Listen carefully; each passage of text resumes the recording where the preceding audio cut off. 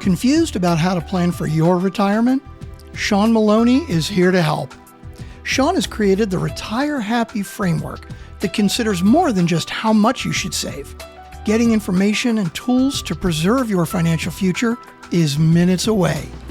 Welcome to the Priority of Retirement with your host, Shawn Maloney.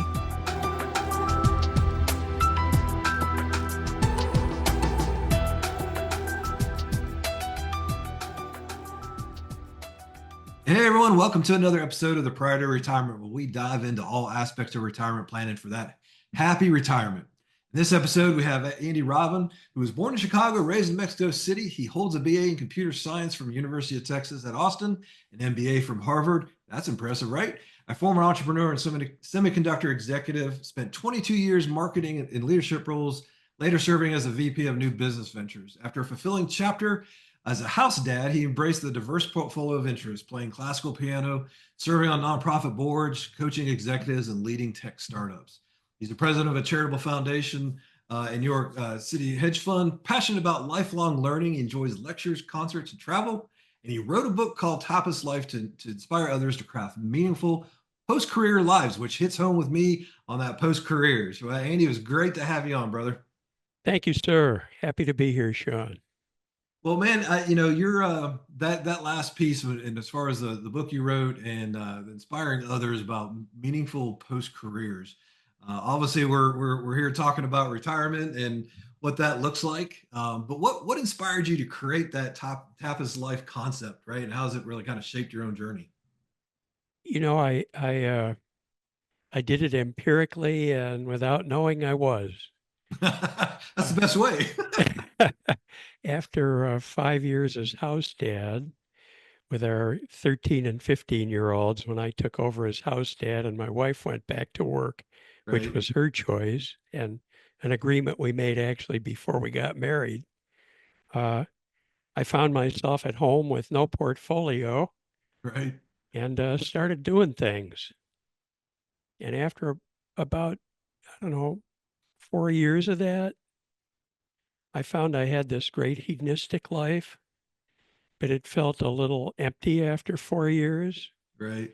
And then I realized from my wife, who teaches interpersonal stuff, that I needed a meaningful activity.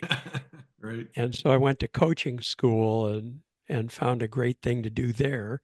Right. And then I ran into a friend on the street in Palo Alto, and he said, "Andy, you look great. What are you up to?" Right. And I said, "Well, I'm living my tapas life." It just dropped out of my head like a gumball, and then I realized that's what I was doing. That's awesome. I love that. I love that.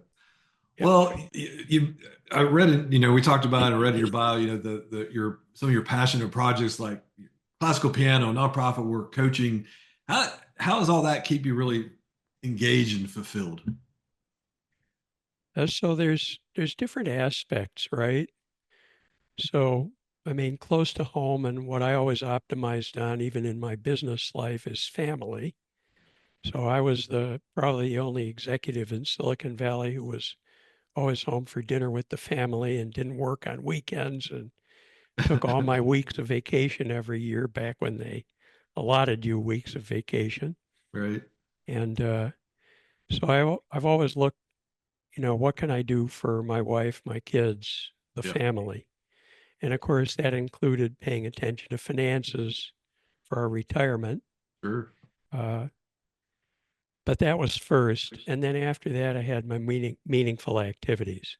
And that started out as the coaching work. Right. And since it was a TAPA, I capped my practice at 5 clients. Okay. It wasn't meant to be a new career. Right. And so that filled that square pretty well. About a year into not having kids at home, I guess I had decompressed a little from Right. Silicon Valley, maybe a year and a half, and I had energy to do something. And so I contacted our kids' piano teacher and said, "Hey, do you teach adults?" And so I started taking piano lessons at 52. And, now 20 years later, I'm decent at the piano, and I find that's great for my brain. Yeah. It's great for my proprioception, the attachment of my brain to my extremities. Right. Right. And so that's an important activity for me. Sure. Uh, Another meaningful activity is being president of a nonprofit foundation. It's not my money. It's Right. a rich developer who left $100 million, and so we give away about $5 million a year to local charities mostly, and a little bit of medical research. Love that. That was the founder's passion. So those are important, meaningful things. And then other stuff like since moving to the city, I bike and hike everywhere in San Francisco. Yeah. It's a 7 mile by 7 mile square, and I've covered almost every square inch of it, Right. including all the big hills. And it's an amazing place. So many wonderful activities to partake of, and what I always told the kids growing up is that there's a lot of lives to be lived. Yeah. You just have to choose them.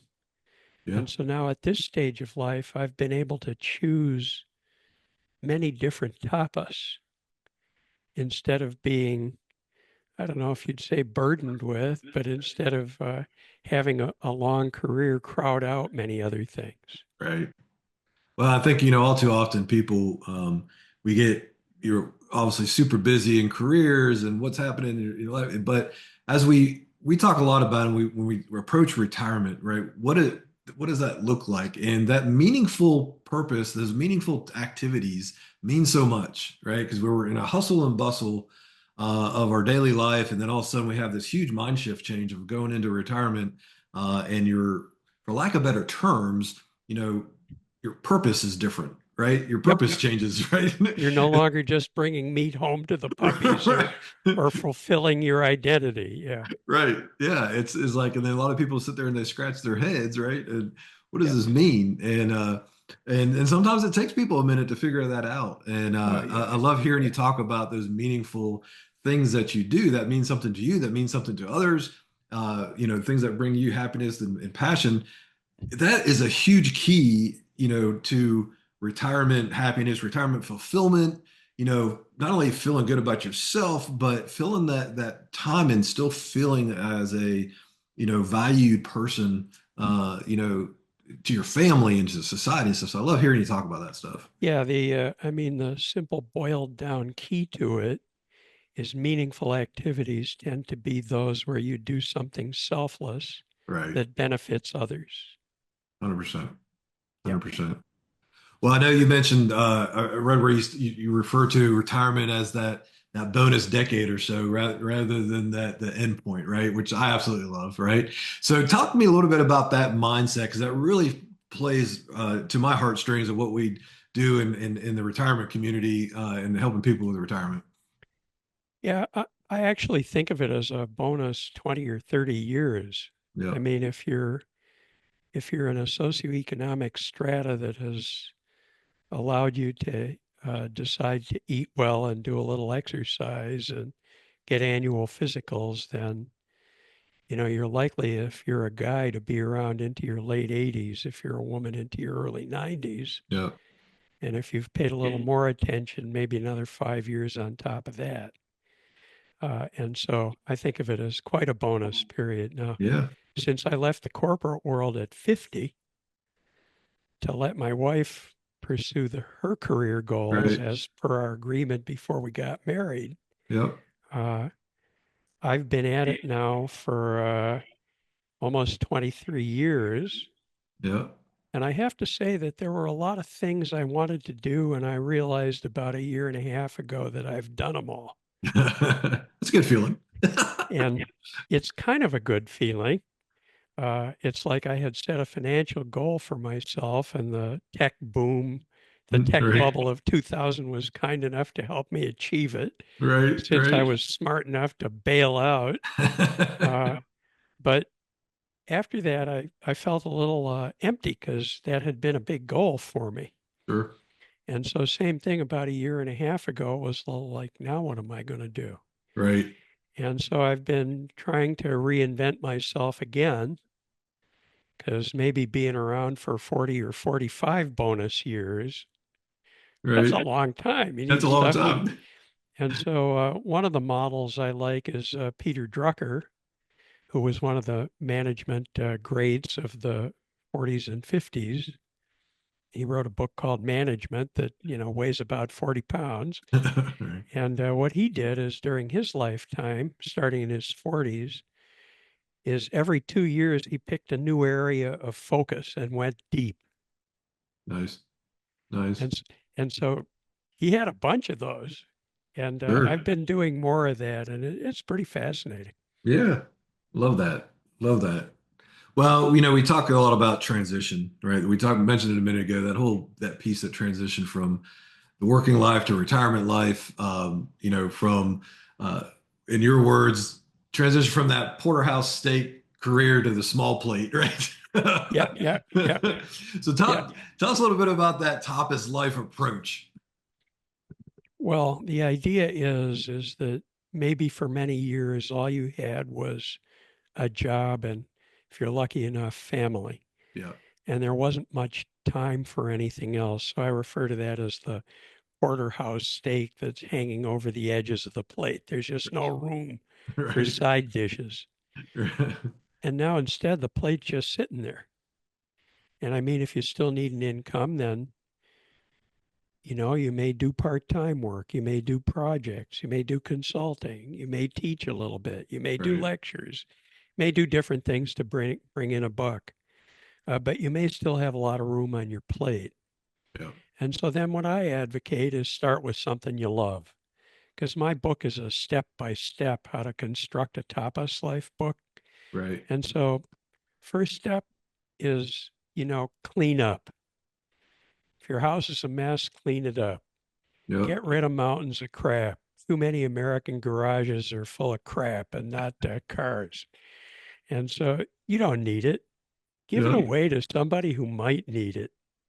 Love And it. clean out your closets and give the place a coat of paint and spruce up the garden.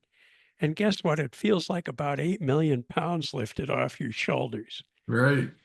It's a great thing to do, and you finally have time to do it. And of course, up your alley, if you haven't, make sure you've got your financial life figured out. Yep. And I'm sure you have a lot more to it than this, but I say it's pretty simple. You need a spreadsheet with 2 columns. What's it cost you to live? What's your income? If those don't match, fix the problem.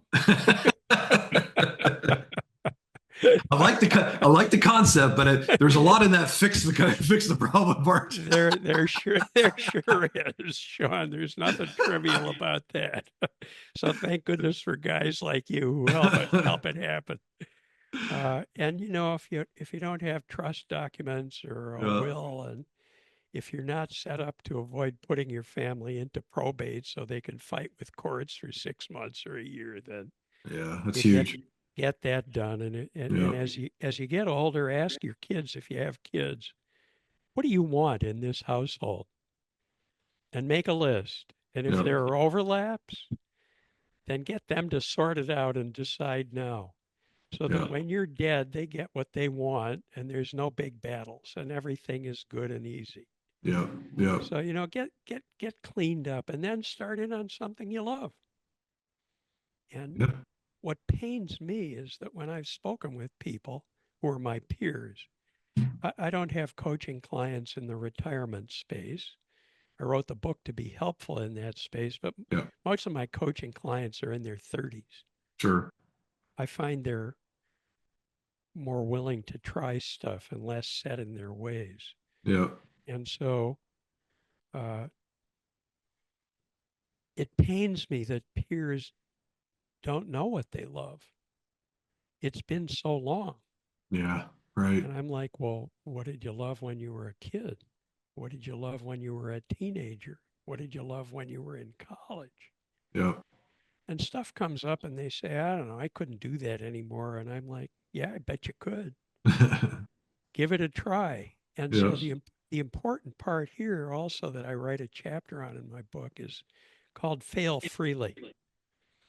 So all your life, from Can you crawl? Can you stand up? Mm-hmm. Can you say a word, mama? You know, can you get through school? Can you get a job? Yep. Can you find a partner? Can you have a place to live? You Yeah. know, all those things. Can you be successful in your work? All of that is proving competence Yep. and trying hard not to fail. And the back half of life is finding meaning, which we've talked about a little bit. Yep. But what also comes in the back of half of life is you can try lots of stuff and fail miserably. And it just doesn't have a cost. Yep. It won't cost you your ability to pay a mortgage. It won't cost you a relationship. It won't cost people looking at you and saying you're a dud or your ability to get work. It won't look bad on your resume because you don't have one anymore. Right. And so the object of that game is try stuff. Love Don't that. sit around and overanalyze it. Just start. And the worst thing that can happen is you find out, wow, that was awful. I hated that. And then you mine it for learning. Yeah. Well, what did you hate about it? How come you hated it? What made it hateful? Mm-hmm. Okay, well, the next thing I pick, I'm going to make sure it doesn't have any of that. So the next choice might be a little better for you. Right. And of course, the best case is you try it and it's like, wow, this is super cool. I'm kind of crappy at it, but I'm really liking it. I think I'll stay with it, get a little better at it. Not as much rotting on. How fun is it to try different things like that, though, right? Oh, it's great fun to try different things. Like you said, you don't have as much riding on it. You're trying things that maybe you always wanted to try or that piqued your interest to see what happens, right? And it's not this big, miserable thing that happens when it doesn't work out. It's just, okay, I tried it. It was good. Let's move on to the next one if that didn't work. Oh man, when I started piano lessons, my teacher causes all her adult students, there's 12 to 15 of us at any given moment, Right. causes us to have 4 or 5 recitals at her house one evening every year. Right. And everybody brings wine and munchy food. And after you play, then you break into the wine and it becomes a fun evening. Sure. But boy, like the first 4 or 5 years, I would go to those recitals, my hands would shake like a leaf. I almost couldn't play the piano because, Right. one is accustomed to a lifetime of having to prove competence. Sure. But, I liked the piano. There was a lot of upside, so I stayed with it. Yeah. Now I'm still nervous at the recitals, but I get a great deal of joy out of playing an hour and a half a day. Love that. Yeah. Love that. We talk a lot about, and that reminds me of what we talk about is that when you before you even start thinking about retirement or putting a plan together, even before you start thinking about the financials and all that kind of stuff, is what do you want to do? What's your retirement why? Right? Let's figure that out first, and then we'll figure out how to make the finances is a tool, Yeah. right? It's not your purpose; it's your An tool. important one. Yeah. It's an important one, but you're there to you worked your hard your whole life. Let's enjoy your retirement and then let's build a plan that makes you enable to have that retirement and use it, properly. But people get so uber focused. It's funny coming from a finance guy, but people get so uber focused on, the financial side of it. And this often, and they worry about that. And I'm not saying you can't, don't worry about it, but if you have the right plan in place, you don't have to worry about it. But let's focus on what is it that you're going to be doing? What's going to bring your happiness? And it's different for everybody, right? You may be the person that plays the piano, or the person that travels the world, or you may be the person that, hey, I just want to sit on my couch and stream movies all day long. Whatever brings you happiness. And you may be a little bit of all of those. Exactly. You Yeah. don't have to Yeah. pigeonhole yourself, right? And though, many people looking back from whatever age they're looking at retiring may find that their life wasn't such a straight line. Yeah. I've heard it described by a friend as a pinball machine. They felt like they were, bouncing off of something and then they tried to manage the flippers to go hit some other bumper, and Yeah. I like that. and so looking into retirement, you may not have a straight line, and you may not know what it looks like. Yeah. But you can't analyze yourself into, just being paralyzed.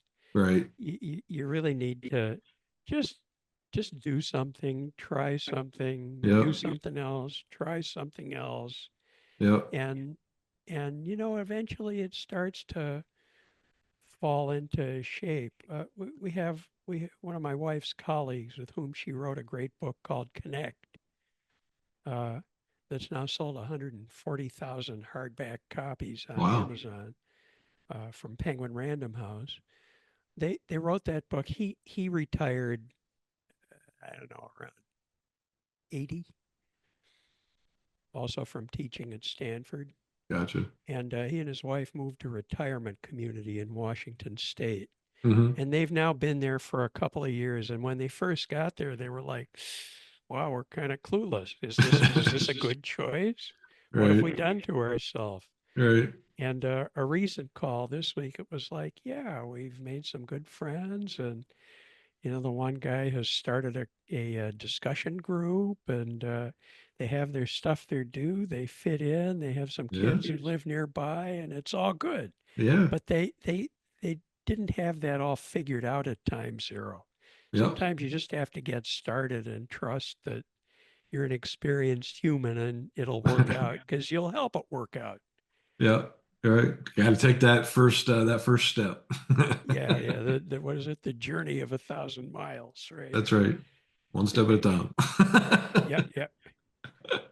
Well, I mean, I love your philosophies and your comments and how you approach things and the meaningful piece of things. What would you say are the key ingredients to building that meaningful, enjoyable retirement lifestyle? Well, if you have a spouse or a life partner, it comes back to the old joke about the guy says, yeah, retirement's great. My wife says I can hang around the house all I want as long as I don't come inside. And so if you have that life partner, Yeah. life is now exceedingly different. You probably don't have kids around anymore. Yep. You may not both have, or one of you have full-time employment around anymore. And now here you are, hopefully cheek to cheek and not cheek to jowl, but uh, well, what's that look like? Yeah. What do we, what, how come we got together in the first place? What did we like about each other? Yep. What do we, how do we like spending any time together? Yep. Do we like to spend a lot of time together or a little time together? Right. And so uh, there's a guy named John Gottman who also writes a lot about relationships for the masses. And he has a thing called his love maps. And if you can find that on the web, he has a long list of questions that you can sit and go through with your life partner Right.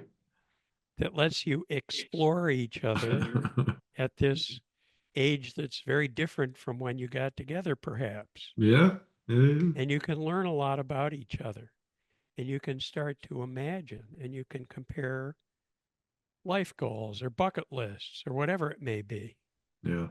And if you can reinvent that, you've got a chance. And if not, then you drop into the category of people who drift apart and either sort of cohabiting, but aren't really much of anything anymore other than cohabiting, Right. or you wind up divorced, which there's a lot of in this age range. Yeah, I think with that, is people kind of are sometimes people I hear comments about people being surprised that that happens. But to your point, your life looks different now, and you're now spending all this time together that you didn't necessarily spend before. And I always tell people, younger folks that are still in their working careers, is to keep that connection and those points along the way, right? So you're not necessarily reintroducing yourself, when you're retired and I saying, am Andy. yeah. Who the hell are But you? right. Why did I like you again? Exactly, Shawn. Exactly. But I think it's key.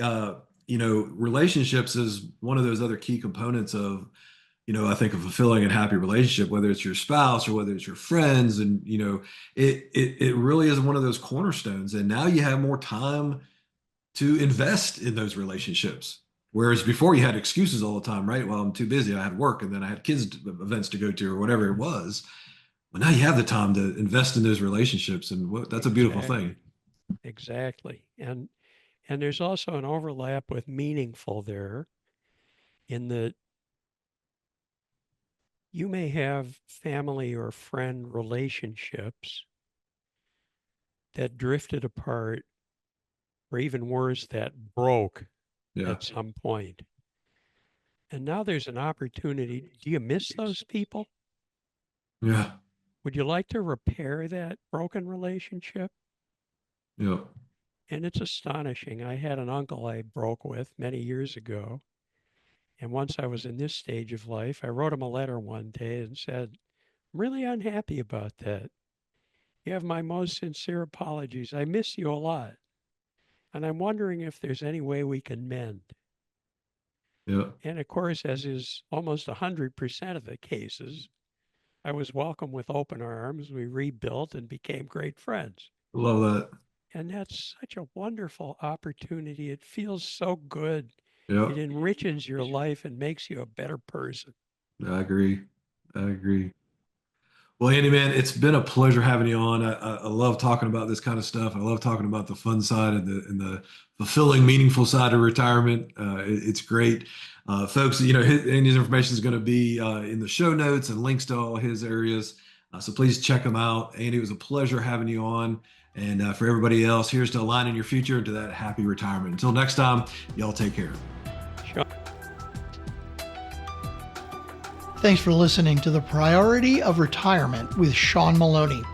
If you enjoyed the show, check out our reviews on Apple Podcasts, Spotify, or wherever you get your podcasts. For more free resources to help with your retirement journey, go to retirewisepro.com or check the link in the show notes.